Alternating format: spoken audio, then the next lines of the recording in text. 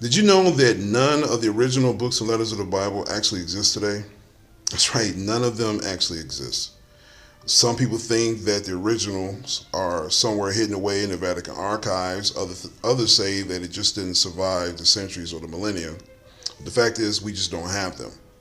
So every Bible that you see today is a product of what someone got from uh, the copies. There are thousands of copies of each book and letter of the Bible. So any Bible that's produced today is based off those ancient and medieval copies. Now you would say that's good, right? You have the copies, so we know what we have is pretty accurate. No. Again, we don't have the originals, so we can't compare what we have to the originals. They don't exist.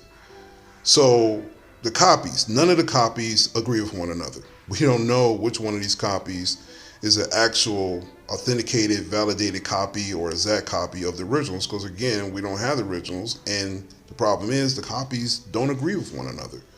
Like they're major, not slight, not minor, but major differences from one copy to the other. So that's left all these organizations that are producing Bibles today to just best guess it. That's why no Bible today is really a translation. They're more like a version. It's one company's or one individual or group of individuals' version of what they may think some prophet or some apostle may have said millennia ago. That's a fact. Good examples are like the book of Genesis. Many of the copies of the ancient copies of the book of Genesis says, in the beginning, God created the heavens and earth. Well, a bunch of other copies say, like a majority of them, say that the gods created the heavens and earth, not a singular God, the gods. That's why it says, let us make man in our image. Most of the copies say the gods made the heavens and the earth. Another good example is Noah's Ark. Most of the ancient copies says that Noah's Ark was a cube, not some type of rectangular shaped boat, but a cube. And that the animals, it was 7 pairs of every creature on the earth instead of 2. Most Bible translations or versions today say that it was 7 pairs of the clean and 2 pairs of the unclean. Well, the fact of the matter is, most of the ancient versions say 7, and some of the other versions say, or some of the other copies say 2.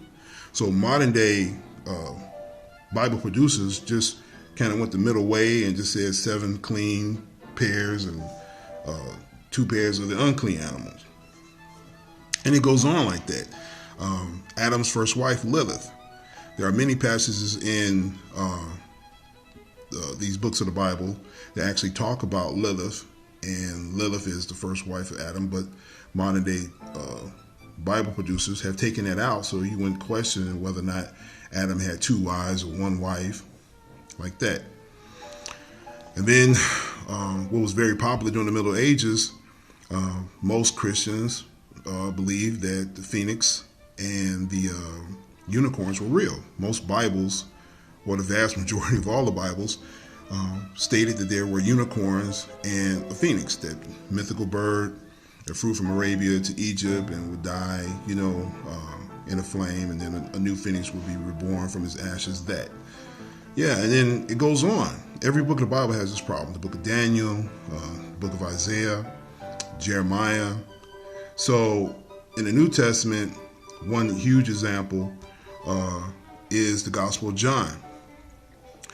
The first chapter, verses 1 through 18, most of the ancient copies don't even have this. This is a passage that doesn't appear until to the Middle Ages. The copies that come from the Middle Ages, that's when you start seeing what we now call the Gospel of John, chapter 1, verses 1 through 18.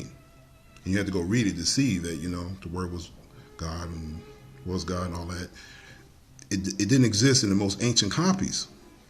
So, it's going to be a huge debate, of course, if you bring this up to anybody. They're going to say, well, we'll just go with the copies that say it because that sounds believable. That's what we already believe. Some will say, no, the most ancient copies don't have it, so we shouldn't include it.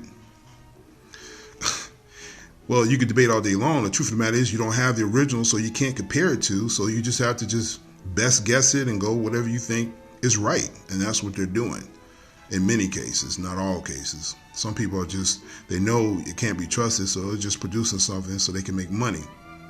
Another blaring example of there being a problem with so many different copies. Most of the ancient copies of the book of Romans talks about a female apostle named Junia. But most of the modern day versions of the Bible call her Junius. That's a male version of a Greek or Roman name. Most of these Bible producers in modern times don't want you to know that there was a female apostle. And not just a female apostle. Whoever wrote that letter, Romans, Paul, we're assuming, said that she was preeminent among the apostles. Preeminent means to be, you're distinguished, from the crowd, from the group, that you are, you stand out, that you are, you're doing better than most. So she was a powerful, strong apostle, but modern day Bible producers don't want you to know that.